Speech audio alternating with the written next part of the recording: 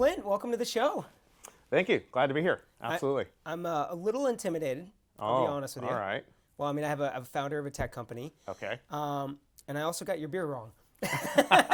And on top of that, you host your own podcast too. Yeah, I do. Yeah, the Fuel Growth Podcast. It's a lot of fun, but trust me, there's nothing to be intimidated by here. This is just another guy putting in the grind every day, trying to make it happen. Well, I used to bartend. It's come up throughout this podcast, and when a guest orders a drink, I've always delivered. And today's the very first day I did not deliver because you asked for amber beers, and I usually get the drinks delivered. And I rolled the dice, and on this trip, I decided to go to the liquor store across from the hotel. And I should have known because I just had a guest in earlier, and she wanted Chardonnay. And I called, and I asked, do you guys sell wine glasses? And the guy was like, yeah, we sell wine glasses. And there were plastic cups when I got there. So, and on top of that, they didn't have amber beer. And so here we are drinking blonde ale. I think we're still coming out of the COVID haze. It doesn't seem like sometimes you think you're totally past it, and then these little snapshots back. It's not all there. So you're a bartender. Yes. Oh, so I did 1 year working in a restaurant. I start off waiting tables. Nah, you're not a good waiter. I couldn't remember things. I need to write them down. Yeah. And then I ended up a host for a little while. And then the owner found out that I played rugby, and he said, "Oh, have you ever thought about working the door?" I'm like, I'd love to work the door. So, oh, wow. So I was a bouncer for a long period of time. Awesome. I was the talker. Yeah. My job was to talk people down off the ledge or out the door. Yeah, you intervened. And I had the muscle behind me. Yeah. And then I found out bar backing. Yeah. What a great job. That's you just heads down, you're just washing glasses, and you make great tips. And so that was my 1 year experience working in that environment. I feel like everybody should do service year. Oh, It should be totally. mandatory, at least once in their life, right? Absolutely. You learn how to deal with people. You learn so much on so many different levels. Well, I didn't know that. Completely. I bar back too. That's how I got into bartending. I had to start in the kitchen, move up to bar back, move up to bar. Okay, so I started in the kitchen. I was washing dishes. Yeah, me too. Yeah, that's it. Awesome. Well, I hope you like the beer, even though it's not. I do. Thank you very much. I appreciate it. Cheers. Good to have you on. Yeah. So there's so much I want to learn from you, and I think our audience can learn from you. Mm-hmm. But first, I want to talk about the podcast Okay. because I've been doing this for 2 months, and I'm trying to learn my way through it. And I've listened to your podcast, and being on the commercial side, I love it. There's a lot that I personally learned from it. Mm-hmm. But like, what's the genesis of the podcast from your perspective? Why launch it? How's it going? I'd love to hear the story behind the podcast. Yeah. Well, so first off, I'm a bit of a ham. There's not a microphone in the world that I haven't fallen in love with immediately, right? So I definitely was attracted to the idea of doing a podcast just purely from the perspective of being able to meet people, talk to people, share my ideas, hear their thoughts. But it all started back in high school. I was a high school DJ, so and not DJing parties, but on the air, high school radio station. My high school in Sacramento, California, KYDS 91.5 FM was the second largest. By the way, KYDS, kids, you get that? Yeah. KYDS 91.5 FM was the second largest high school radio station in California. We're 1,000 watts covering all of Sacramento County, and I was a DJ for 4 years. It was all run by high school kids. Yeah. Wow. Yeah, all run by high school kids. Huh. So I actually had some connections into the radio industry through my dad, and I was able to bring in some sponsors who helped put in new equipment, upgraded from 150 watts to 1,000 watts, went from mono to stereo. And so that was kind of my first foray into building my own type of thing and putting in the energy. Hold and on. that went forward from there into a career. Yeah. You did ad sales. We did not do ad sales. I recruited sponsors. Okay. Right? So friends of the family. Okay, all right. Jay Lemons. I was like, you're coming over to my side now when you're saying against sponsorships. I'm a nerd who plays at sales. I'm not a sales guy who plays at being a nerd. Yeah. So, yeah. Wow. So you got experience on air pretty young. I did. And I felt I frankly needed to because my public speaking career started in 6th grade, giving a presentation to the class, 3 minutes long. And I got so nervous, I passed out cold. I locked my knees, passed out cold, woke up on the floor, and proceeded to pretty much stutter my way through every presentation in junior high and into high school. And I wanted to get past that. I wanted to get better at speaking. I wanted to get a bit smoother. And so the best way to do that for me was to hide behind a microphone in a radio station and be an on-air personality. And I did that for 4 years. Wow, that's, I think, incredibly encouraging for people out there that struggle currently. with that, knowing that it's not necessarily something you have to be born with. You can get better at it. Public speaking you have to work on. I don't think there's anybody who's a natural public speaker. I actually went on from there, after I got my college degree, I joined a Toastmasters club at Hewlett-Packard, where I got my first job out of college. And I focused for about 5 or 6 years on becoming a much better public speaker, competed in presentations, worked on removing the ahs and ums. I just heard one there a second ago, so I've got to slow down my pace a little bit, think about what I'm saying, project my thoughts forward, all the things that you learn as a Toastmaster. You're not helping the intimidation right now, so now I'm really going to think about my uhs and ums and slowing down, and we'll get there. By the end of this, I'll be very confident and hopefully a Absolutely. better You're speaker. off to a great start. So back to the podcast. So a lot of work early on to prepare you for the podcast. Yeah. We're going to dive into SugarCRM. There's so much I want to hear about the story there, but podcast is relatively new for how long SugarCRM's been around. True. Why launch it? Well, I've always been fascinated by how companies get started and how they grow. So back in the early 80s, when I was an on-air personality in Sacramento County, my dad was a founder of a startup. So this was pre-internet, pre-email. He started a bulletin board service, a BBS service, to connect public service agencies with media agencies that, in the time of crisis, public service agencies like the Sheriff's Department, the Fire Department, etc., could quickly get out the message to the media department so they could spread the word. And this was all just a wonderful, great idea, but as is often the case for many of my dad's best ideas, he was about 10 to 15 years too early. And the internet came along and killed his business because he didn't know how to pivot to that. And so in there, I watched my dad build a business from scratch. Yeah. And I just thought, that is a really cool, neat thing. Fast forward 20 years, I'm starting my own business, and I'm building a business from scratch. And I'm doing it in the customer relationship management industry, which is all about helping companies grow. Just one kind of continuous theme that just really became my life's passion. And I've met so many different business owners, business leaders, founders, executives who've been focusing on growing their business. And I wanted to dig into that topic. And that became the Fuel Growth Podcast. And we've been interviewing CROs, CEOs, CMOs for the last 3 years now, listening to their wisdom on how they fuel growth within their own company.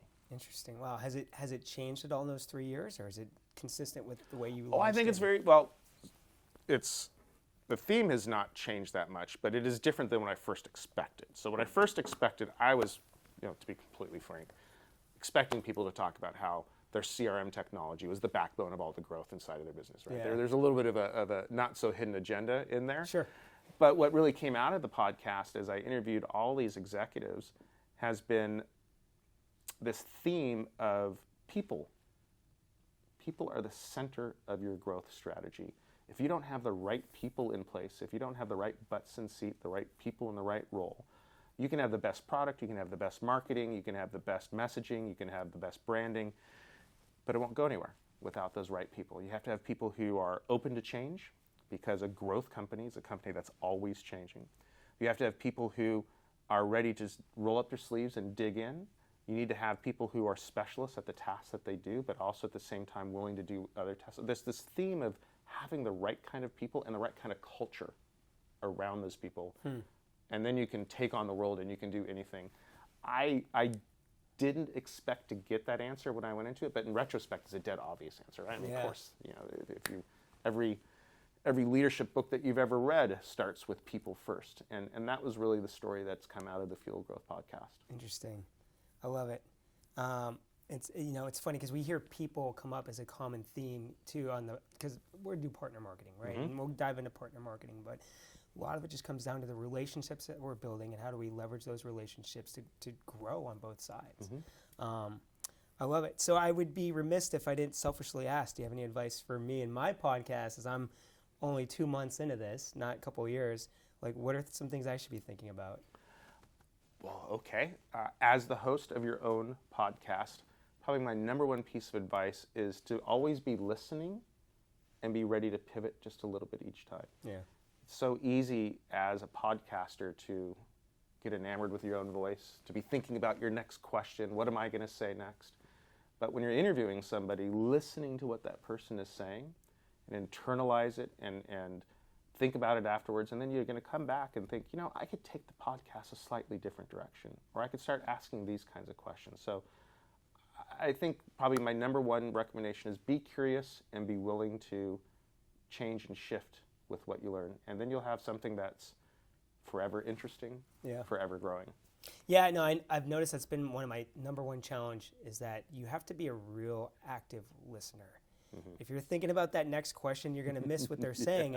And that can be really hard because you don't want to have an awkward pause as a host and be thinking about that next question. You want to keep it running. Yeah. But at the same time, you don't want to stop listening because, to your point, you got to be able to pivot and have a real honest conversation. There's a couple things you said there I really want to dig in, especially around culture, because I think, especially a lot of marketers out there, even in the commercial side, we're trying to drive successful culture. I want to get to that, but first, I want to hear your founder story. And I'm sure over 20 years, you're probably sick of telling it, but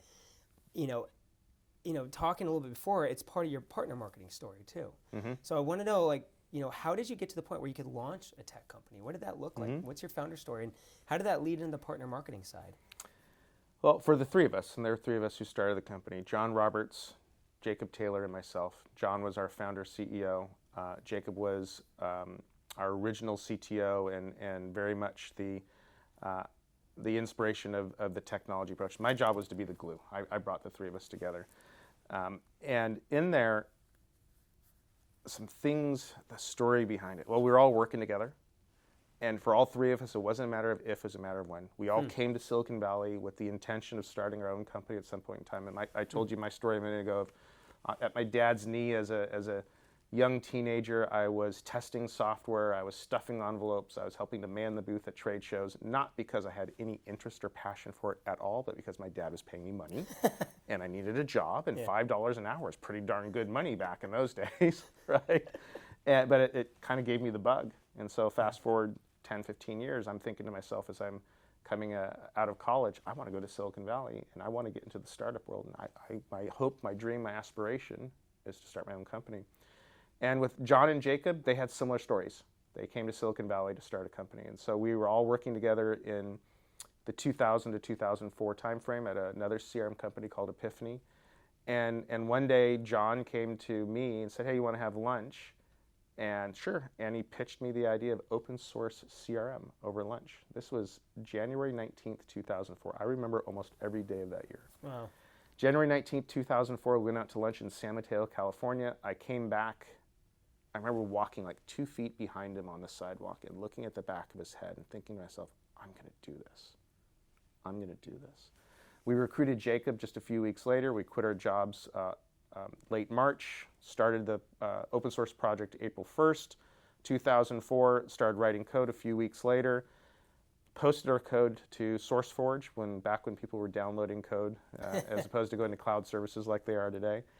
And we raised our first $2 million in venture funding in June. Wow. So April to June, that's just a few short months. We had our first downloads in that May timeframe that helped get us the funding in June. Let's see, in July we had our first partner reach out to us. So that's a good segue for a later part of the discussion. August we hired our first employees. We started selling in October. So this is January to October. Yeah. Sold our first versions of the commercial software in October. Ended the year, 3 months later, with $250,000 in revenue. Wow. That was year one. And then it just took off from there. It's a busy first year. That was a busy first year. Wow. Well, you must have been incredibly excited with just that progress over 12 months, though. Yes, but also young and dumb and didn't know what we had. We had the tiger by the tail and we didn't even know it. We were just full steam ahead and having a great time. A little anxious, a little nervous at times because it was just going so fast, but we just kept going forward, and built a great company from there. So John, at that time, were all the roles assigned in terms of John is like, I'm going to be CEO, Jacob's going to be, I'm CTO. Mm-hmm. And what was your role at that time? If the title had existed at that time, I would have been Chief Customer Officer. So I was running, I was writing code. 2, I was running finance, and I was doing payroll because it's early stage startup. That's fun.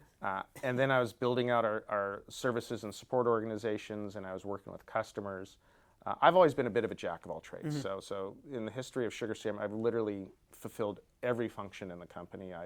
I moved my family to Europe for 2 years in 2007, 2008, and opened the European offices there and carried a bag for two years, carried a number, got paid by a number.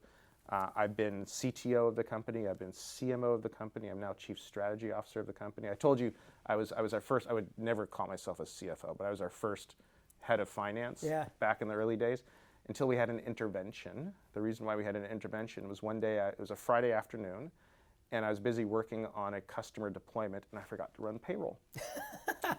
This is, in today's world of modern software, do you really have to click a button every time you want to run payroll? It seems like a really backwards kind of approach. But yes, you do have to click the button to run payroll. I forgot to run payroll. Wow. And then unhappy employees. Well, unhappy wives of the 3 founders. Right. And so the intervention that I referred to was each of the wives coming back and saying, this needs to change. We need to get Clint help. Yeah. Or better said, we need to get a real CFO in the company. Yeah. So I had a very short stint as head of finance, and there you go. Wow, you've had a lot of roles over the years. It's been fun.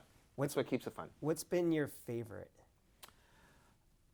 What's been my favorite? Well, when I look in the mirror, I see a product manager. That's what I was before we started Sugar. I love building product. I love building, and so the whole idea of building a team, building an organization, building an initiative, building a new, something fun on the side like a podcast, building something new, that's what charges me up every day. Yeah. But at the core of it, I love building product. I love building great CRM applications that tell you something you don't already know about your customers, that tell you what to do next, and do the easy things for you. That's been my vision of CRM since day one. Are you still involved in the product side? Very much. So I lead strategy for the company now, and what that means is corporate development and alliances. And so if you think about building a product and taking a product to market, there's the build, buy, partner set of approaches. And for a long time, I was living the build side of it, writing code, leading product, leading the product management, product marketing teams, all that type of good stuff. But I ended up finding that you can get a lot of acceleration as a company through partnerships. And sometimes those partnerships work out in a way where it makes sense for the 2 companies to come together and to have an M&A, merger and acquisition result out of it. And so in there, I've been guiding the product through the buy and partner angles, leading our partner activities for quite a long time now. And we've done, I think, 13 acquisitions in the last 5 years. Wow. Yeah. Wow. So that's great, because we've gone through a similar thing the last couple of years too. We've gone through a couple of acquisitions, and historically we haven't done any acquisitions. So it's been a transformation for us to always be in a build and now switching more to the buy or It's a partner mind side. shift. It really is, especially for your type A CEOs that want to control everything. Yeah. The whole idea of partnerships is difficult for somebody who really wants to be hands-on in control. And the idea of acquiring something may appeal to your sense of control, but in the end, there's a reason why they call it merger and acquisition. Yeah. And I would say there's a reason why it's merger first, acquisition second, because the merger part is the hard part. Yeah. Acquiring a company, in the grand scheme of things, is nowhere near as difficult as actually taking 2 companies and merging the cultures, merging the products, merging the go-to-market actions, merging all the aspects that comprise a company together into a successful way. And it takes a mindset of give and take. And for a lot of us type A personalities, we tend to think more about the take than the give. Yeah, let me ask you this, because you mentioned earlier like how important culture and people are. When you're merging 2 possibly different types of people and cultures together, like how do you make that work? Like what advice do you have when it comes to merger and acquisition? Well, there's I'll call it the soft side and the hard side. Yeah. The soft side is listening, being willing to shift and change a bit, to be thinking about the greater good as opposed to any one person's ego, even your own ego in this scenario, and thinking about how you take the best of both companies and bring them together so you get a 1 + 1 = 3. The hard side, and I say hard not from, well, hard because it is sometimes just hard to do, and hard because it's very brutally pragmatic, is you have to be ruthless in terms of who's in what roles afterwards. And some people just may not fit. It's very difficult for many CEOs of companies, especially founder CEOs of companies, after the company gets acquired, to become an employee of another company. It's hard. It truly is. And I know it. I've been down that whole path myself, and a lot of lessons learned along that way. But sometimes it just doesn't work. And as the leader of the company that is doing the acquiring, sometimes you just need to make those calls very quickly and move people on to their next step in their own career, and have the team in place that's going to focus on driving the mission that you've laid out in front of the company. And yeah, from a cultural standpoint, are you trying really hard to hold on to the culture you have as you merge that company in, or is it okay to allow the culture to change a little bit with this new company coming in? I think if you have the right core principles, the right core values, there's a lot of room for interpretation, right? So what are our core values at SugarCRM? First and foremost, stronger together. I like that one, right? Just fix it. If you see something that's broken, just fix it. Embrace change. Yes, if. Not no. There is no no. I can do that if I have these certain parameters in place, or these certain preconditions approach. So moving away from a no culture, moving away from a rigid culture, moving away from a siloed culture, moving away from all of these things that ultimately translate to a very insular and rigid culture, to a culture that is open to change, that wants to just fix things, that is focusing on working together. I think that's a very resilient culture. And when you have a resilient culture, you can embrace change. You have room to maneuver. But at our core, we're still who we are. We're still all those words that I just described. But we may have different people in different roles after an acquisition. We may have some new traditions that come along. Yeah. We may have some new things but that's okay. That's part of change. And if you're resilient as a culture, you can surpass anything. Yeah, I think my biggest takeaway from that is you need to have a culture in place that allows merger and acquisitions to be successful, right? I mean, you have and I'll come back to that's the beginnings of driving growth in your company. Growth is change. Yeah. Growth is change. And that change may come from more customers. We all want that one, right? Growth may come from mergers and acquisitions. Growth may come from partnerships. And if you're taking a resilient, change-focused attitude towards all that, you can surpass any of the challenges that come your way. So going back to your growth story, you got your first partner within the first year. Mm-hmm. Several partners in the first year. Let's talk about that. What was your role in that, and how did SugarCRM become a partner-driven company? So we started off as an open source project. This is 2004. We're coming out of the .com bubble burst, right? The .com nuclear winter. Yeah. That was 2000 to 2004. Any of us that were working at the very front end of my career at that, and I said, oh, wow, tech kind of sucks. This is people are getting laid off right and left, and all these promises of the software innovation and change turned out to be a bunch of false promises. There was a lot of hard lessons coming out of 1999, 2000. But one of them was that customers wanted to be in control of their own destiny with their software. They did not want to be held hostage by a vendor.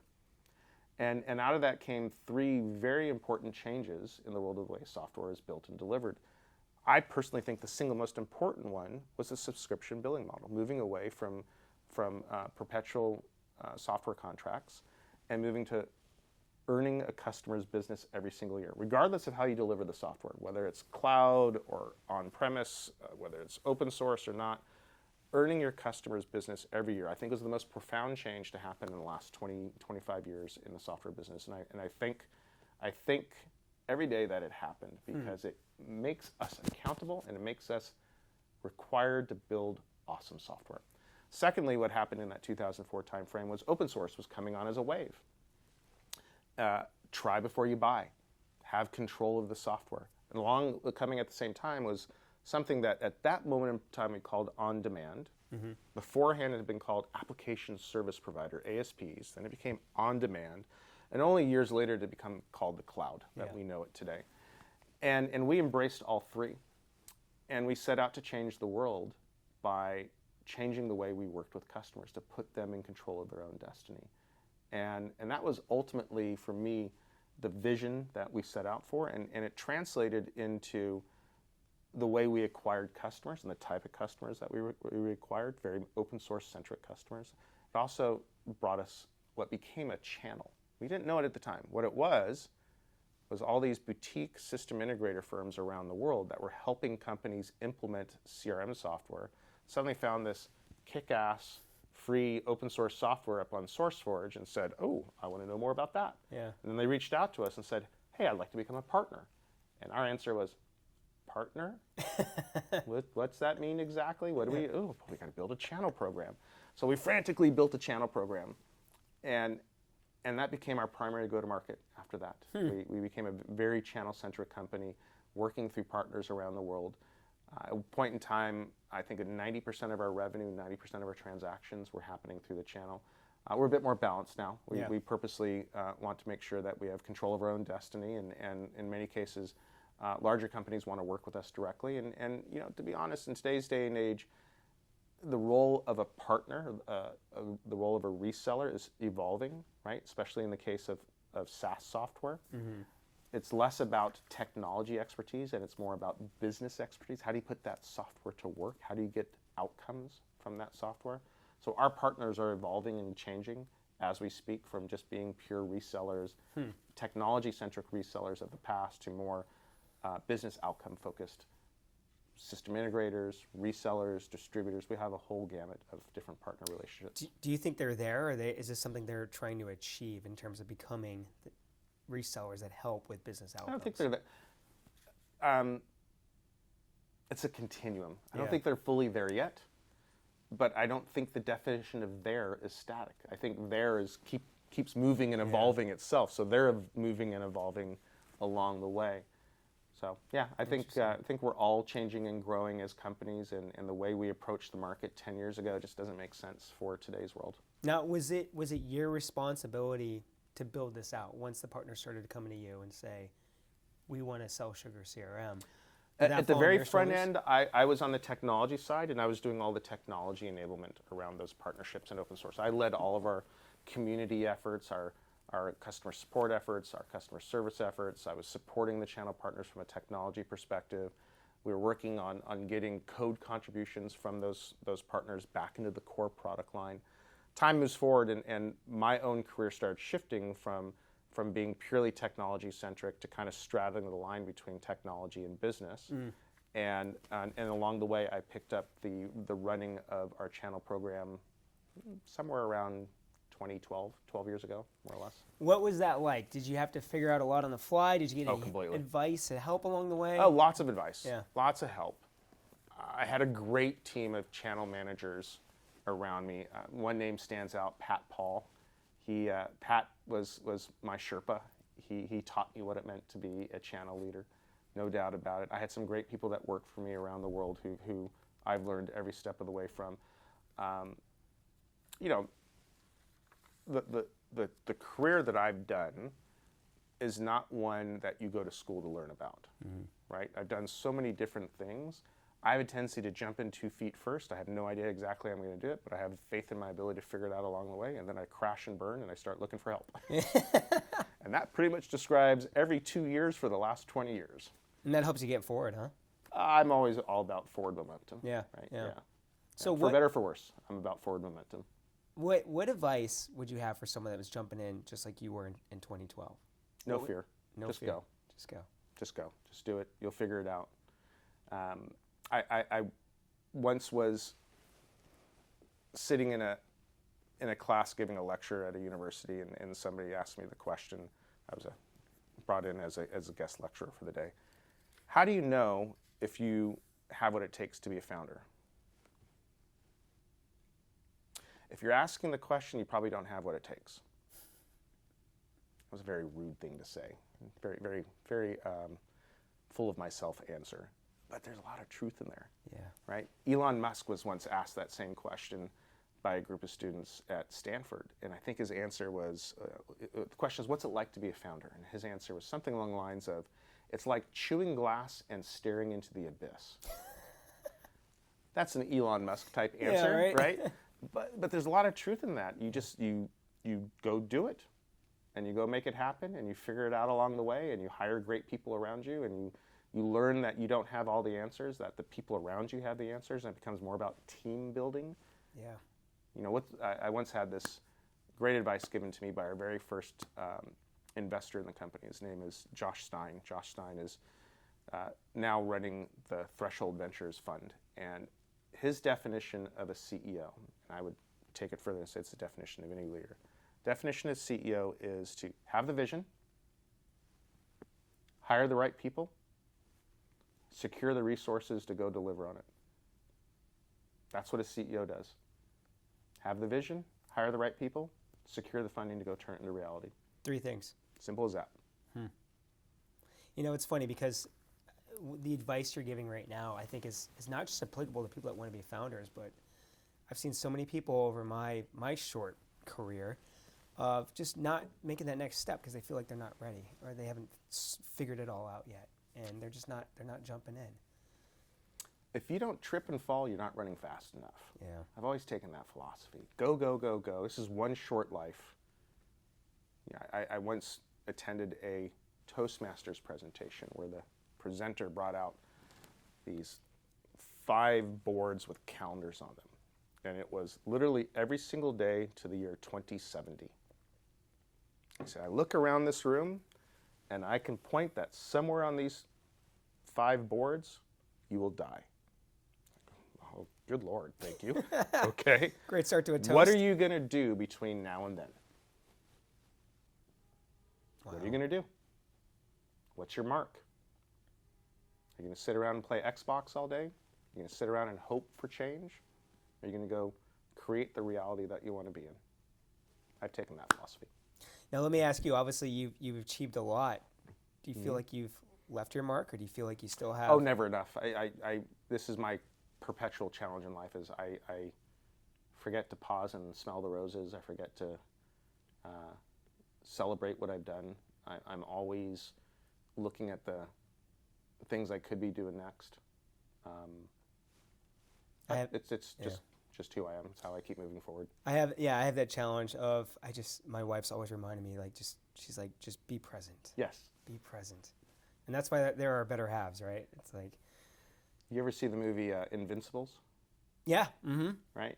Bob. Mm-hmm. Remember that scene where she says to Bob, "Bob, engage." But he was sitting there reading the paper at the table, and the kids were running around and around and around. That's me on my Saturday mornings. There you go. Yeah. And my wife will often say to me, "Bob, engage."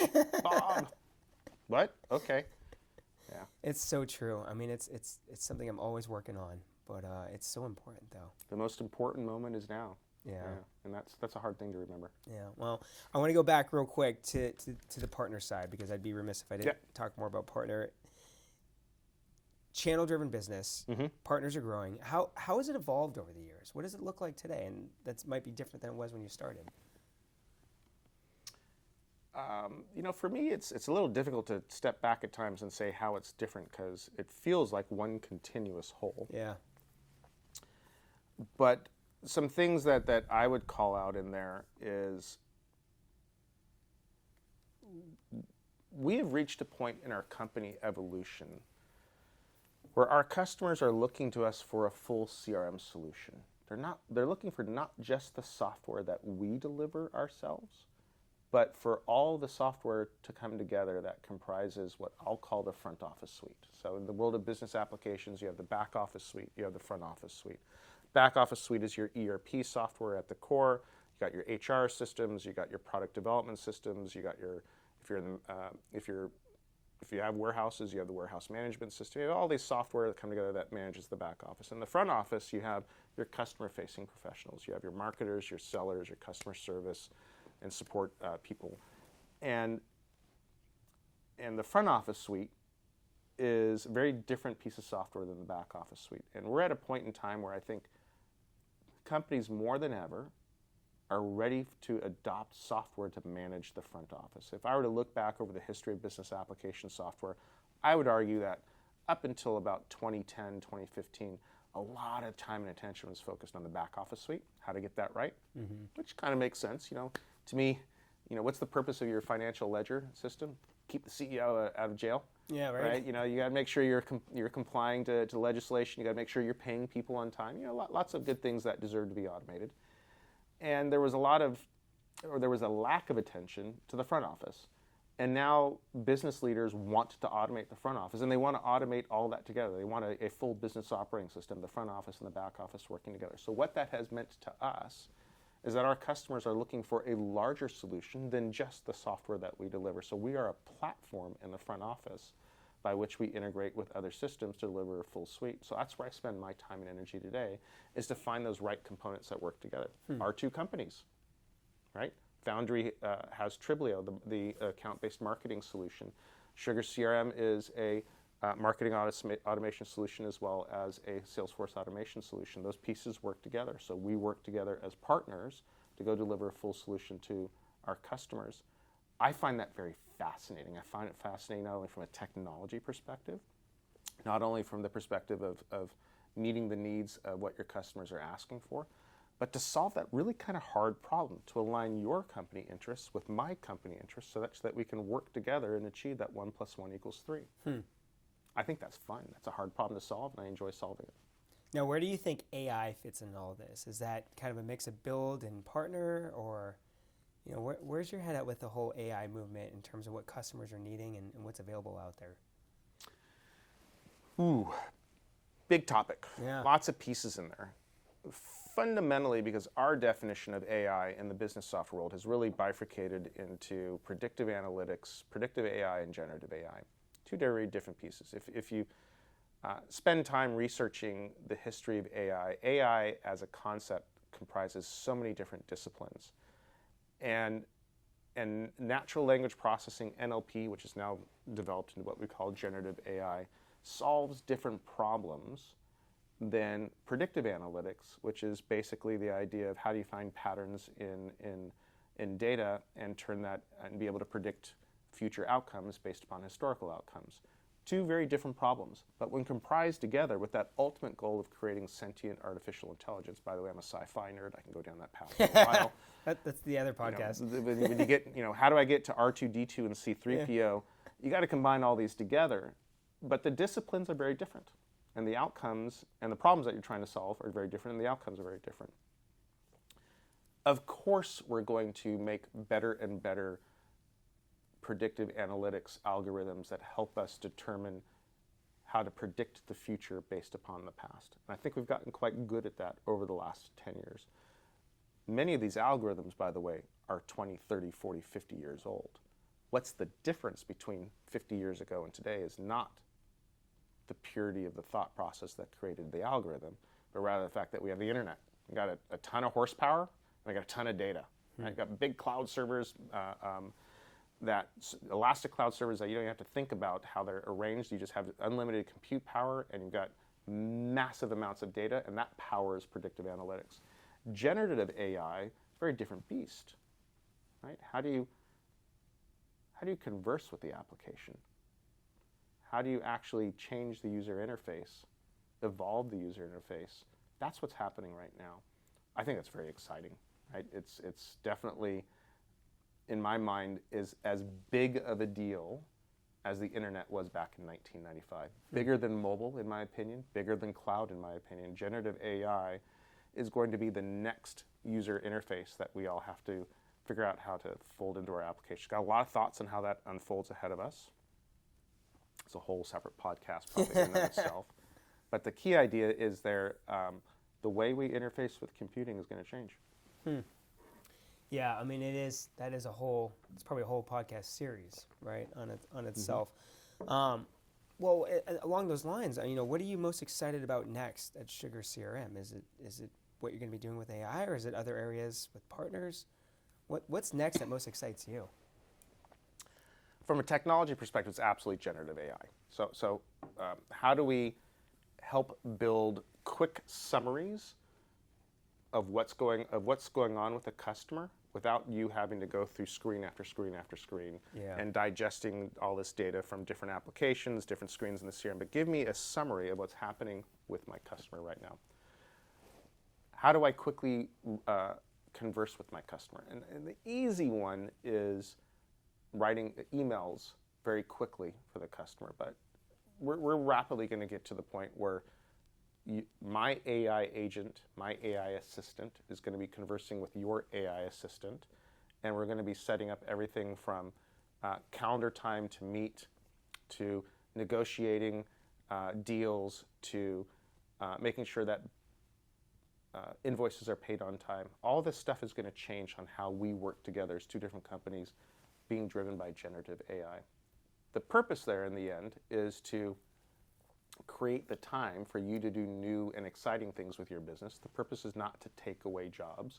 Yeah. If you look across the last 200 years of the Industrial Revolution, every aspect of innovation has expanded the economy and created more new jobs than the jobs that it took away. But I think that's very much a topic that we're going to have to spend time thinking about, because we're going to go through that change ahead of us. And there's no getting away from that change. And it's a little bit of a scary change at times. Yeah, I mean, I think change anytime is scary. But I mean, just thinking about our own organization, we have so many resources tied into doing so many mundane tasks that would free them up if we could just be quicker to write emails, have system help us, you know. And even from just a commercial leader, the data's there. I can go in and spend a lot of time figuring out, but if I could just get help summarizing what it is I'm looking for, I mean, that makes my job. Did you see that so movie much Hidden Figures? No, I don't think so. Okay, it's about the women in the NASA program in the 60s. Oh, I've heard. Yeah, I haven't seen it. Fantastic movie. But their role was called computer.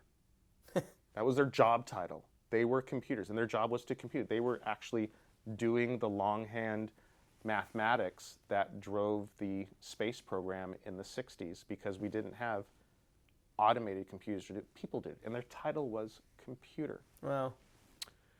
That must have been a very illustrious job to have, an awesome job to have, to be so good at math that you were literally the person whose math put rockets into orbit, put lunar vehicles on the moon. And now that job is completely gone. Yeah. It's laughable at this stage to think that people actually did that math. Ha ha ha ha. I think we've got that coming ahead of us. There's a lot of jobs that will disappear. And so we as a society need to be more open to change than ever before. For my personality type, you know, if you go to the all the different personality profiling types, I'm the type that loves change. I thrive on change. I get bored very quickly. There's people that aren't that type of personality. We've got to balance that all in front of us. So thinking about getting bored and keeping you excited, what do you do outside of work? Like, how do you get engaged outside of work? Are you involved in any organizations? Mm-hmm. What motivates you outside of work? Well, like any proud parent, my kids have been the center point of outside of work for 20 years. My oldest is 21. My youngest is 18. They're both off at college. So I'm learning. My wife and I are learning what it means to be empty nesters. Oh, I should be asking you for kid advice at this point. Well, I'm at the other end. my kids are really, they're cool people. They're cool adults. But school's hard for them. They're both dyslexic. They're both ADHD. Actually manifests a little bit different in the two of them. My daughter probably has a bit more of the ADHD type personality that I do. My son more like my wife. Neither my wife nor I had dyslexia, though we've since learned that our siblings had dyslexia.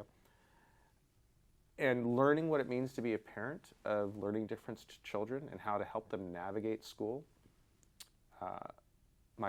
Here's how you know you're on the wrong path. In first grade, or you're on a different path, let me say. In first grade, when your child is learning to read, and you're decoding words, and you just decoded the word there with your child, helping them to learn to read and feeling all kind of chuffed up and proud of yourself as a parent. We decoded there. Okay, next page. There's the word there again. They'll get that one like that. and they act like they've never seen the word before. Yeah. What do you mean? We just did that.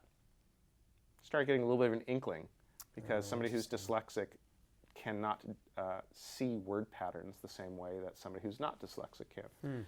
Move forward in time, second grade becomes a complete nightmare. Screaming matches over homework. Your child, who's a wonderful child at home, you're being told that they're disruptive in the classroom because they're trying to figure out every way possible to not have to read in front of the whole class because they will feel stupid. By the way, your brilliant child is saying the words, "I'm stupid, I'm the dumbest one in the class." Yeah, that's first, second, even third grade. If that's happening for anybody at home, if any of that sounds at all familiar, take some time to talk to the school counselor. I got to tell you, the public school system's not great at this. Yeah. I've got a whole bunch of opinions about the public school system that basically reflect the fact that the public school system is not incentivized to find children with learning differences, and that these kids who are quite adept on their own and through a lot of extra hard work can keep up with the average age level, they slip through the cracks. So we went down the private school path. Here in the Bay Area, we have a wonderful school for 2nd to 8th graders called Charles Armstrong School that specifically addresses kids with language-based learning differences. Both my kids went to that school. I ended up being on the board of directors. It became a passion of mine to help these schools exist. My daughter then went on to a school called Mid-Peninsula High School in Menlo Park, and I'm now on the board of trustees, actually it's technically called. I'm now on the board of trustees of that school. And so one of my out-of-work passions is to help create an environment where children with learning differences can thrive and succeed. I love it. I love it. What can public schools be doing better? Oh, my friend, that's a whole nother podcast. I think it's a fundamentally flawed system. I mean, just in that regard, though, I mean, is it... Follow the law? There's it became a law 5-6 years ago. Are they that far off then? Oh, I'm not here to throw stones at this particular glass house, but it's not a system designed to help children like this. And as a parent, you have to take control of that destiny. Waiting for the school to do the right thing by you is a recipe for failure. Yeah, I have a friend in Boston, and she's got a kid in public school, and he's got special needs, different type, and she's very vocal, and and she's been called abusive and all these other things, and she said she always says squeaky wheel gets the grease at that school. She's like, if I'm not the loudest advocate, my kid does not get what he needs. You have to be an advocot for your children. You have to teach your children to become advocates for them yourself. You're teaching your children to be resilient. There's no room for being passive on this particular topic, because your child will not be happy in life.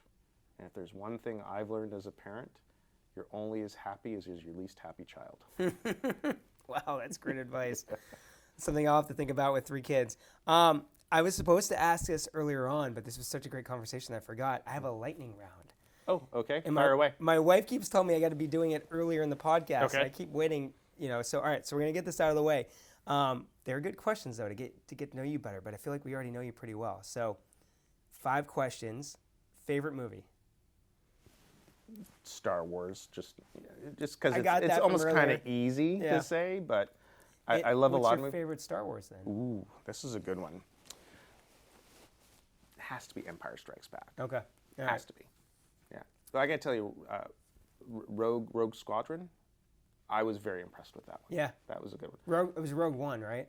Rogue One? It's the standalone one between 3 and 4.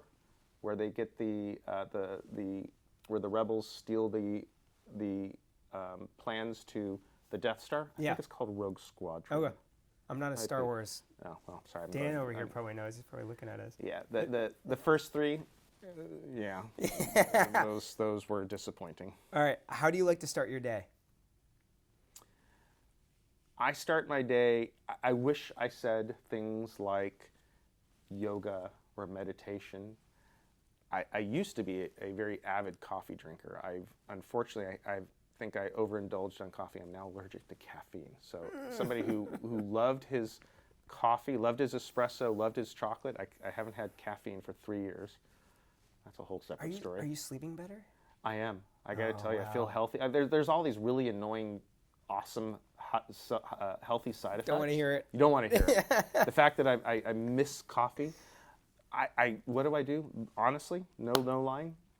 I probably have my phone in my hand within 13 seconds. Yeah. I'm checking email. Working. I'm working. Yeah. I roll out of bed at 6 a.m. and I am in front of the computer and going for the day within 15 minutes total. You love what you do. Yeah.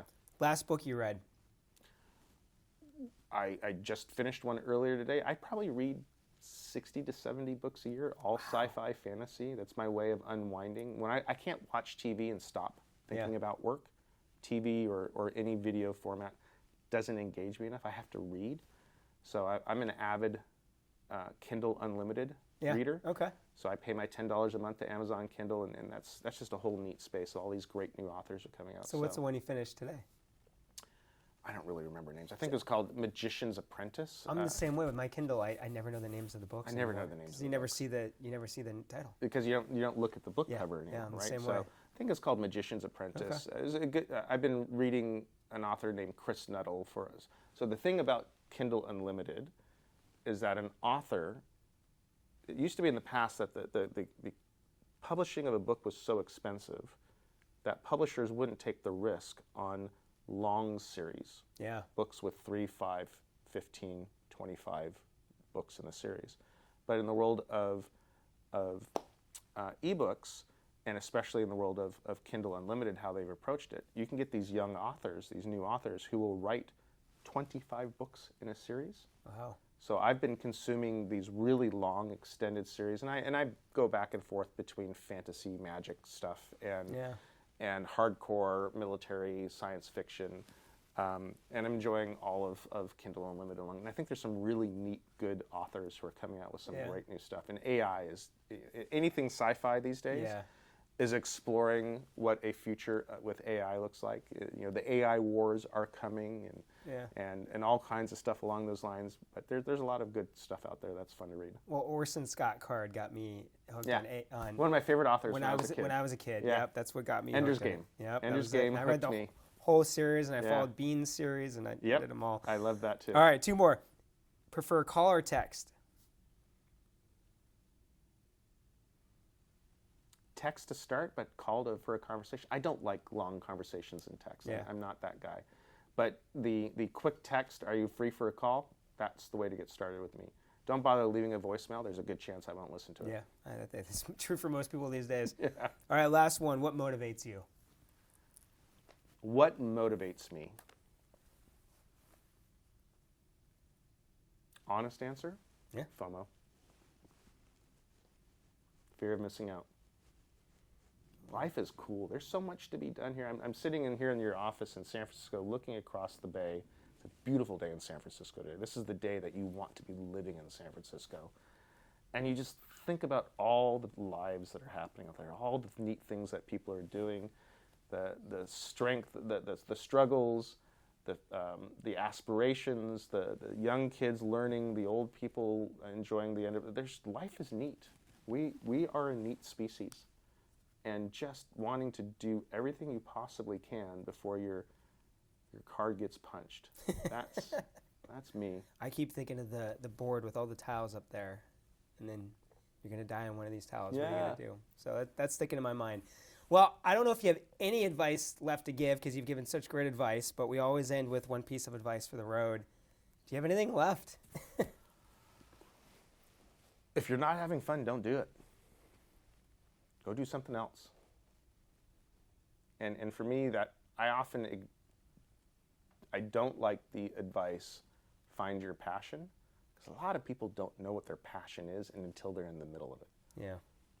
Follow your curiosity. Follow your curiosity. That's probably I think the most profound advice that I give my kids as they're young adults trying to figure out what to do in life. Followed up with, if you don't like what you're doing, do something different, because this is your one shot. Yeah.